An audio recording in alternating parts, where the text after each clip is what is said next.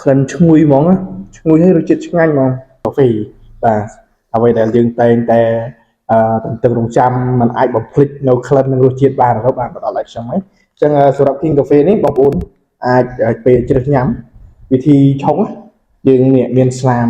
កន្លែងហែកនេះងាយស្រួលមែនទេយើងកាន់តែហែកแบบហ្នឹងមកអត់ចាំបាច់ប្រើកន្ត្រៃក៏បានដែរតែយើងចាក់ចូលនេះវិធីឆុងហើយសម្រាប់ King Cafe នេះបងប្អូនអាចជ្រើសញ៉ាំមួយថ្ងៃមួយកែវឬក៏ពីរកែវហើយអ្វីដែលលើសពី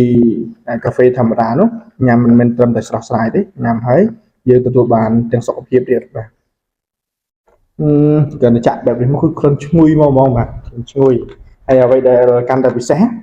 King Cafe នេះគឺផ្សំមកពីឱសថស្អែកឱសថ3មុខមានខាងឆាវមានលីងជឺមាន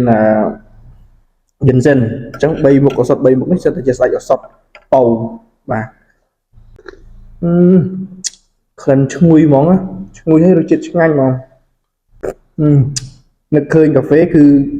នឹកឃើញរសជាតិ King Cafe King Cafe នេះគឺជា brand របស់ខ្មែររបស់យើងអ្វីដែលកាន់តែពិសេសញ៉ាំមិនត្រឹមតែស្រស់ស្អាតទេញ៉ាំហើយថែមទាំងទទួលបានសុខភាពល្អជ្រើសញ៉ាំមួយថ្ងៃកែបងប្អូនគ្នាបាទដើម្បីភាពស្រស់ស្រាយនិងសុខភាពរឹងមាំ